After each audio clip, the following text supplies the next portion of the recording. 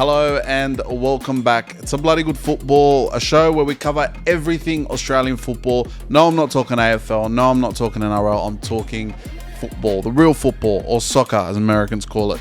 This week on the show, we talk about everything Socceroos and their 3-goal win over New Zealand. We talk about the NPL final on the weekend where Apia were crowned champions, as well as our mates over in the EFL Championship as Portsmouth took on Southampton in a massive derby. So before we kick on, massive shout out to LAC Athleisure. Use code UBF15 for 15% off all your purchases when you head over to their website. Also, they'll be down at the Expo this Sunday at the, I believe it's the Fitness Expo down in the city. I'll put the details down below as well, so go and check them out while you're there.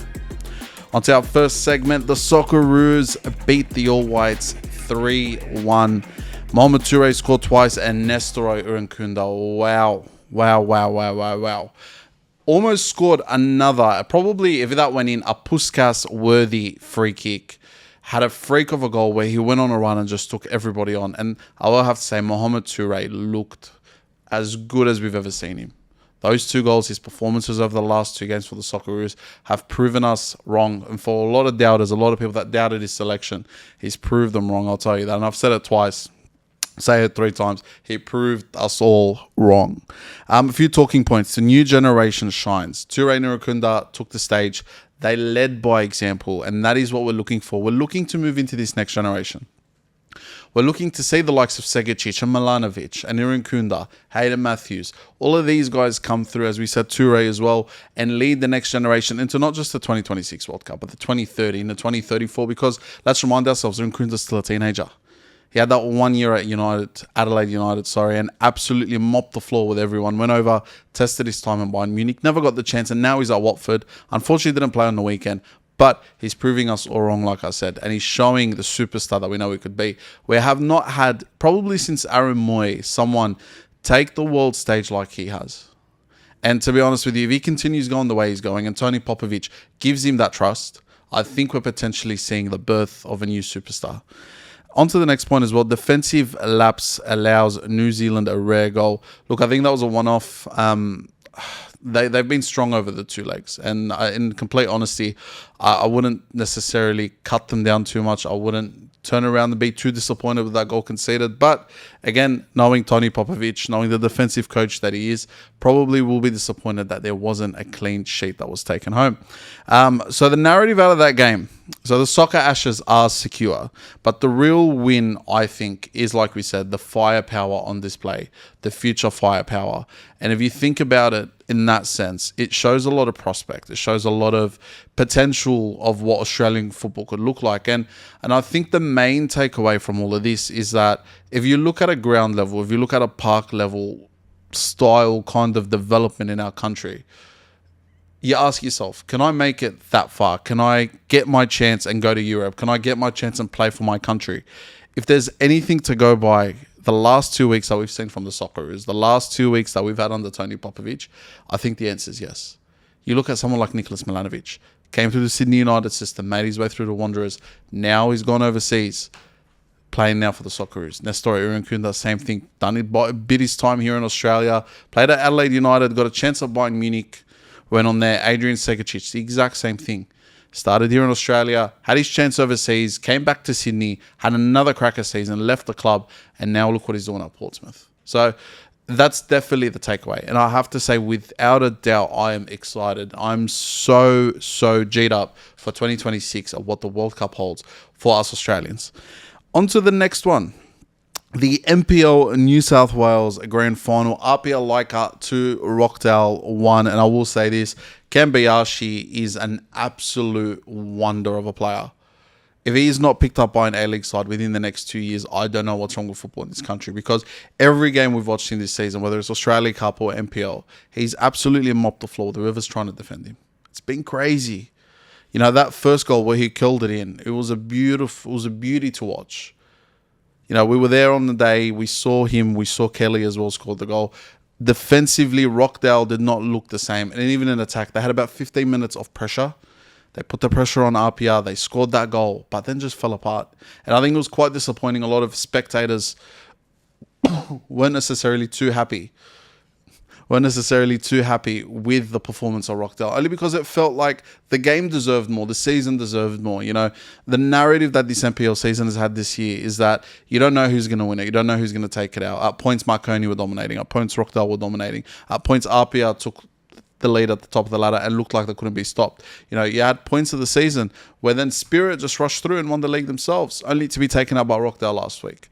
And I think that's the main takeaway from that game, is that, you know, we can touch on Jurezewski equalising in his farewell game. You know, you'd think they'd wanted it a bit more. On the day, I think Apia, and as Franco Parisi would say, and his sexy football just was too much to handle for Rockdale. And they tried. They tried at the end of the day. The fans were disappointed. Speaking to some of them after the game as well, let's just say they kicked on, regardless of whether they won or lost. They kicked on after the game, and it's been good. And, you know, just a reflection point on the NPL for Thomas and I. And, you know, unfortunately, he can't be with us today for this recording of the episode, but it's been a wonderful season. Some of the people you meet in the NPL, it's not like any other country, where these guys play semi-pro football, can get themselves to a national stage, but still have to go and pump concrete the next day, or still have a electrical job to do in the morning, or have a trade that they apply, you know, day to day, and still have to come to Sydney United or Marconi and play a game of football. It's quite the sight to see. And, you know, Michael Kuda was named player of the match, well deserved. Although I think Drayton Kelly, the last 2 weeks, he scored the goal in both games. The Canadian, again, he's proven that, you know, if you come in and you apply your trade and you work hard and, you know, you enjoy the life here, and it will work out, it will succeed. And the Australian Championship's just around the corner. And you got to ask yourself, how many of these guys can get themselves an opportunity, not this year, potentially next year, or even in the January transfer window, to come and play in the A-League? Because, you know, if you observe enough of the NPL, you know there's definitely players in there that are able to compete at the highest level. You know, you look at a team like SD Raiders, who, you know, really impressed in the Australia Cup, but got to a point where they played in Macarthur, they were too strong. On the other hand, you had a Northern Tigers who, you know, were able to just get there. Not enough. Sydney United took it out. Sydney United is another one, going toe-to-toe with Sydney FC. How many of their players can crack the top level? And that's kind of the main takeaway I had from the NPL final. We played it in front of 4,500 people as well. Great turnout. My opinion, the stadium was a bit too big, I can't lie. I think if we played at a smaller ground, fill the stadium up. You have the Rockdale fans on one side screaming their head off the whole game. You have the rest of the Apia fans, the family, the juniors come down. It's a great community down at Leichhardt. You know, it was good. And on the flip side of that as well, we managed to get into the change rooms after the game, celebrations with Apia. If you've ever watched WWE, you'll know Rikishi. Rikishi was a wrestler, the father of the Usos in the WWE currently. Franco Parisi came around. If you've seen that meme where the guy comes around the manager and he does one of these ones at the door as he's celebrating, ran through the door, jumped up in the air, and as I'm there on my knees recording the celebrations, gives me a face full of Franco Parisi. And I'm not talking about the face at the front, I'm talking about the face at the back. And unfortunately, I was on the floor. The boys picked me up, but absolutely gave me a HIA. Got sent for a head injury assessment. But look, all in all, it was a good day. It was quality, but there was a lot of emotion. And before we move on, I want to talk about, you know, your Blake Rashudos and your Alec Jurezewskis of the world. Alec Jurezewski could have been a player, and he had his chances at Sydney FC. Could have been a player that took on Australian football and absolutely went to the moon with it. You know, he's one of those that at the end of the day, you think about it. He owns his bakery. You know, he's applied his trade for so long. But he also chose family and his career over football for that long. And it's a sentiment. And it's also kind of a credit to Jurezewski as well to be able to, you know, stick to your morals for that long. And there's a reason why it was such an emotional day for Rockdale. It's because, you know, his departure effectively ends an era. You know, you think of Rockdale Illingdon and all you know is Alec Jurezewski. All you understand is Alec Jurezewski. You think about the Baker, how many goals the Baker scores. And this season, despite him not being at his best, despite him aging, he still managed to score 20 plus goals. And he went 9 games, I believe, without scoring too. What does that tell you? You know, it's a true legend of the club. And I understand that a few NPL players from Rockdale will also be making their way to the Oz Championship, playing for a few different sides. Can't say much down the grapevine, unfortunately, but it's interesting. I'm excited for 2026, especially with that NPL season looming, and you know, players like, you know, we've met at Rockdale, with Chalk. You've got Najar, you've got Ogla as well. These boys have, we've met them. We've become, not so much friends, but acquaintances, as Thomas would say, with a lot of the NPL boys. And it makes you realize that there really is a good footballing community out there, regardless of what people say. On top of that, to be honest with you, that's pretty much it when it comes to the A-League. Let us know, actually, when it comes to call-ups towards the A-League, when it comes to players you guys think can play at that top level. Who do you think could make their way and play at that level? Because I find that'll be quite interesting. I've got a few in mind. I'm going to leave it with you guys, though. We'll probably put something up on the socials about it. But let us know which one of the NPL talents are ready for an A-League call-up. Because I think the A-League and the state that it's in and what they're doing with the league is ready for someone of the caliber, of that top-tier NPL caliber, to hit that next level. On to the third segment of the show today, the South Coast Derby, Southampton 0, Portsmouth 0. And you know how we've been here, borderline Pompey lovers here at UBF. Watched the game down at Churchill Sports Bar with the Pompey Down Under boys this week. And I will tell you what, it's different to the Premier League. These guys, we cheers. If you go down to cheers every now and then, let's just say for an Arsenal game versus Brentford, you might have 6 or 7 people there. Don't get me wrong. But when it comes to the EFL, it's a different breed of fans. They're screaming, they're chanting. Cody Walker from South Sydney Rabbitohs was there on the day as well. It was actually quite fun. Talked to him for a little bit. But let's talk about it. First league derby in 13 years ends goalless at the St. Mary's. As you know, Southampton have bid their time in the Premier League, and obviously Portsmouth going down to League One at some points. Portsmouth's Andre Dozel, he rattled the crossbar early. Southampton forced into a early keeper change, I can't lie. He replaced Ben Killip, replaced Nicholas Schmid during the game. It was interesting because even Portsmouth had their goalkeeping issues, and they had to look to the bench. I don't think there was another keeper on the bench. It was just funny. But I will say Portsmouth and Bishop specifically, had so many chances to just put it into the back of the net, and they didn't. And I said it to one of the boys there. As an Arsenal fan, I know the feeling. I watched them last year for 38 weeks. And, you should have, could have, would have, didn't win the game. And when you think about it and you think about Southampton's caliber, you think about the way, it is at the St. Mary's and going away. It's not an easy. And from what I've understood, there's like police escorts across just to get from one wharf to the other out in England. It's very different to a Sydney derby. Sydney derby can still drive up and down the M4 and M5, but when it comes to Southampton and it comes down to Portsmouth, they really don't like each other. I really learnt that the other day. Will Steele, on the other hand, he admitted that the Saints needed more aggression and attack. I completely agree. Portsmouth, though, it's not the first time this season that we've seen them, dominate a game but not take away what they deserve. Adrian Segicic looked lively till he came off. I think when it came down to his involvement in the game, he started on the right. I don't think that's the right decision to do when it comes to Adrian Segicic. I think he deserves a bit more than, being stuck, having double team down at left back. It's not easy. You know what he's going to do. He's going to cut in on his left and he's going to want to shoot. And Southampton figured that out pretty early. He was allowed to drift back into the midfield eventually, and he looked a lot more effective. But you got to ask yourself the question. When it comes to Adrian Segicic, when it comes to how he plays football, how long is it till they figure it out?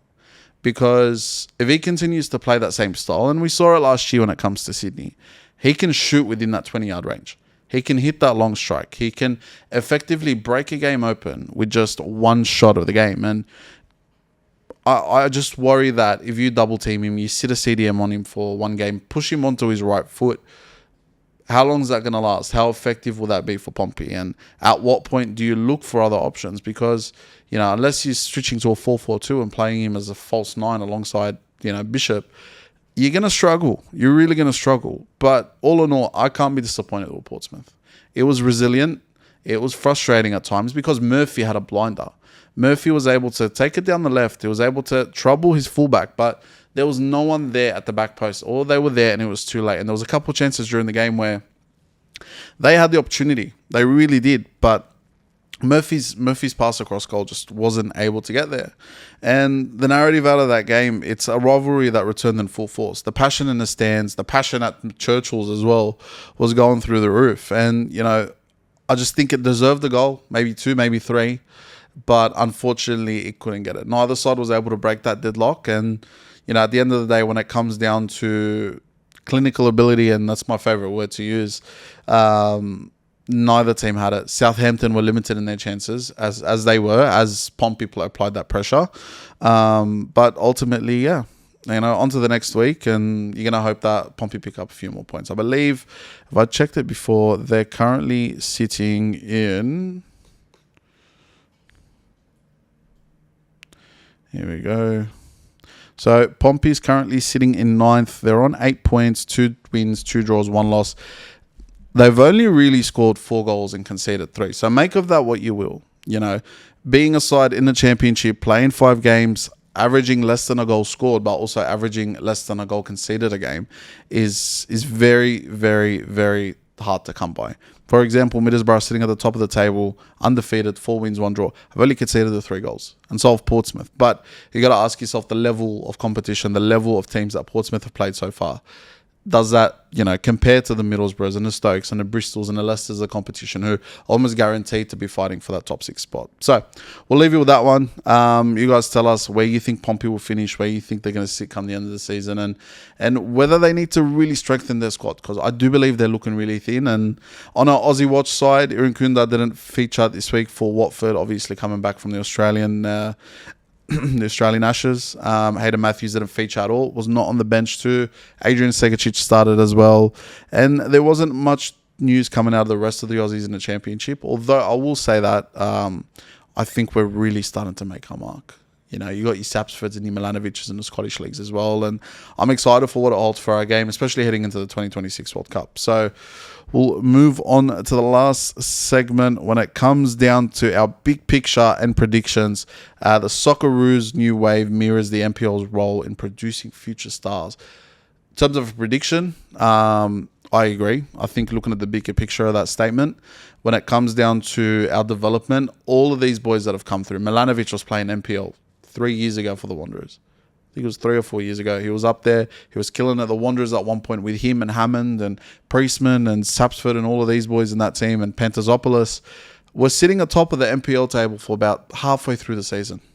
And then unfortunately the A-League called, and these boys had to fall off and come into the A-League side, and guess what? It eventually fell apart. But that does tell you, our new wave of Socceroos, our new wave of superstars, everything that's come through has come through the NPL. And sometimes it's a forgotten fixture in our country, because you look at NPL Victoria and Melbourne City's Academy, for example, what has been able to produce.